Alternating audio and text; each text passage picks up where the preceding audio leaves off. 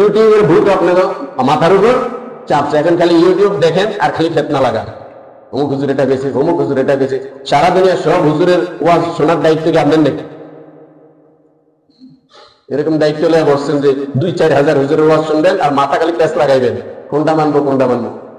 আল্লাহ বলেন যদি নাকি তুমি এই কাজটা করো, ঈমান আনার পর যদি নেকের কাজ করো, তুমি নেকের কাজ করো কিনা এটা দেখো, না খালি হুজুরদের ভুল ধরো, অমুক হুজুর এটা বলছে, আরেক হুজুর এটা বলছে। তুমি কি নামাজটা 5 ওয়াক্ত জামাতের সাথে পড়তেছো? তুমি কি 100% হালাল ব্যবসা করতেছো? আসলটাই কি তুমি করো না? আগে তুমি নিজের 3.5 হাত বডিকে পবিত্র করো, এরপর আল্লাহর কাছে দোয়া করো, আল্লাহ হকটা বুঝিয়ে দেন। আল্লাহুম্মা আরিনাল হাক্কা হাক্কান ওয়ারযুকনা ইত্তিবাআ। নিজে সঠিক রাস্তায় এসে লাইনে এসে গুনাহ ছেড়ে দিয়া আল্লাহর কাছে চোখের পানি ফেলো, আল্লাহ আমাকে সঠিকটা বোঝার দান করেন। আল্লাহ বলেন ওকে সঠিকটা বোঝানোর দায়িত্ব আমি আল্লাহ। আর তুমি করবা সব 2 নম্বর কাজ, আর খালি বলবা একে হুজুর এক রকম বলে, আমি কোনটা বলবো? বলে ঘুরে রাখছি, খালি ফিতনা করতে থাকবা। এই জন্য আগে ইখলাস নিয়ে গুনাহ থেকে সরতে হবে, সরার পর আল্লাহর কাছে দোয়া করতে হবে, আল্লাহ এত বুঝি না, ব্রেন দিয়ে গেল সঠিকটা বের করতে পারবো না, আল্লাহ আপনি দেখিয়ে দেন। আল্লাহ আপনার উপর তাওয়াক্কুল করলাম, আপনার কাছে সারেন্ডার করলাম যে আমি মুসলমান। আমি কি মুসলমান? মুসলমানের অর্থই হলো গর্দানটাকে আল্লাহর কুদরতি পায়ে ঝুঁকিয়ে দেওয়া। আল্লাহ আপনার কুদরতি পায়ে ঝুঁকিয়ে দিলাম, আল্লাহ ফিতনার দিকে চলতেছে, ফিতনা চলে আসছে, আল্লাহ সঠিকটার দিকে আপনি পরিচালনা করেন। এরকম লোকদের জন্য আমার আল্লাহ বলেন ওর দায়িত্ব আমি আল্লাহ নিলাম। لا يستخلفنهم في الأرض كما استخلف الذين من قبلهم وليمكنن لهم دينهم الذي ارتضى لهم وليمكننهم من بعد خوفهم أمنا।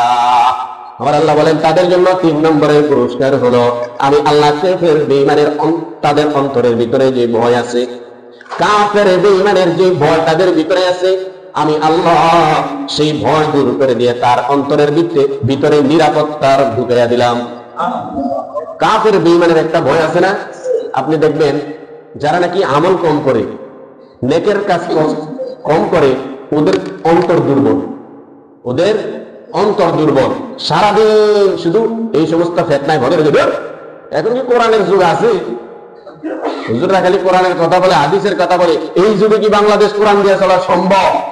এরকম দুর্বল কথা বলে না কেন? বলে ওর আমলের মধ্যে সমস্যা, ওর আমলে যেহেতু সমস্যা, ওর আকীদার মধ্যে দুর্বল, এই জন্য আল্লাহ ওর কলিজার ভিতরে ইহুদি খ্রিস্টানের ভয় ঢুকিয়ে দিছে।